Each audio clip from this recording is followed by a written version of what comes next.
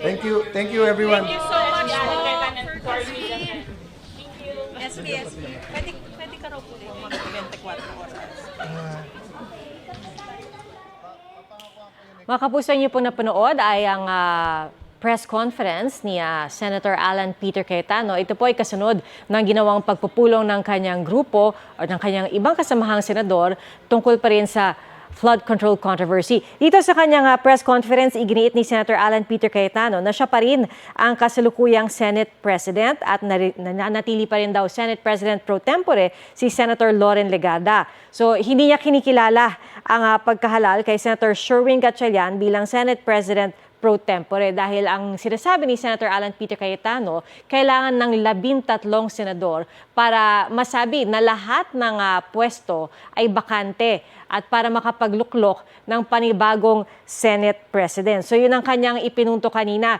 Ngayon, yung sinasabi kahapon ng grupo ni na Senator Sherwin Gatchalian or ni Senate President pro tempore Sherwin Gatchalian, yung ginamit nilang kaso na Avellino versus Cuenco na napagdesisyon noon ng Korte Suprema kung saan sinabi ang kailangan lang ay quorum ng mga senators who are able to attend. So ang ginamit nilang bilang 22 dahil nga hindi alam ang whereabouts ni Senator Bato de la Rosa at si Senator Jinggoy Estrada ay nakakulong. Ang sinasabi ngayon ni Senator Alan Cayetano at ni Senator Rodante Marcoleta, hindi maaring gamiting basehan ang kasong yon dahil sa kasong yon na binanggit na Avellino versus Cuenco, ang mga ibang senador ay wala sa bansa. So sinasabi nila na completely different ang sitwasyon kaya hindi maaaring gamitin sa sitwasyong ito. Ngayon, sinabi rin ni Senator Alan Peter Cayetano na hindi naman siya nananawagan ng civil disobedience or anything like that. Ang gusto niya ay mapayapang paraan para maresolba ang issue.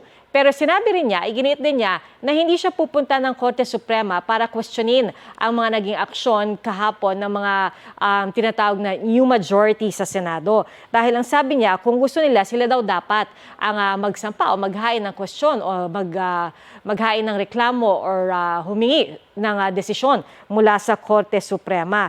So, ang sinabi rin ni Senator Alan Peter Cayetano, handa naman daw siyang makipag-usap basta't magkaroon ng maayos na paraan para makipag-usap sa pagitan ng mga senador. Si Senator Rodante Marcoleta na naging bahagi rin ng unang bahagi ng press conference, humingi naman ng paumanhin sa mga miyembro ng media dahil sa naging pahayag niya na tumatanggap raw ng mali-maletang pera ang media. Hindi naman daw niya nilalahat. Ang sabi niya ay galing lang ito sa kanyang, kumbaga sabi niya sa kanyang mga naging karanasan noon dahil meron daw siyang naging sama ng loob. Pero ito po mga kapuso, papakinggan po natin yung naging pahayag ni Senator Rodante Marcoleta kanina. Kayo pong mga participants sa media, nakaramihan po sa inyo ay bayaran. Sasabihin ko na sa inyo ito. Meron po bang nagsalita sa kanila? Kayo pong members ng media, tinanong niyo po ba sila kung bakit nagpakatahimik sila? Ay kay Marcoleta, kaban ng bayan ang nakataya sa issue at deserve daw ng taong bayan ng mga sagot kung sino ang tumanggap ng pera. At dapat iginit ng media daw ang mas matalas na tanong para lumabas ang katotohanan.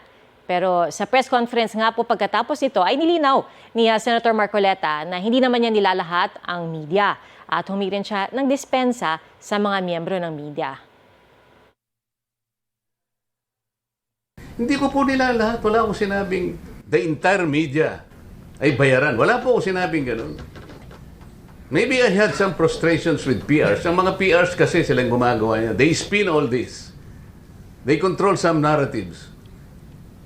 Kung ang basihan po natin ay katuwiran at katotohanan, kagaya po nung hinanap naming pilit dito, yung katotohanan sa flood control. The media, the members of the media, is in a better and powerful position. Samantala mga kapuso, let's go back to work. Yan po ang panawagan ni Acting Senate President Win Gatchalian sa kanyang mga kapwa-senador sa pagharap naman niya sa media kanina umaga. Nanindigan din siyang alinsunod sa konstitusyon ang pagsasagawa nila ng sesyon kahapon. At nang tanungin, kaugnay sa pinagbatay nilang desisyon ng Korte Suprema kaugnay sa kaso ng Avellino versus Cuenco, ang sabi ni Gatchalian na mula noon, ito lang ang Supreme Court decision na may kinalaman sa quorum kaya pwede pa rin itong sundin.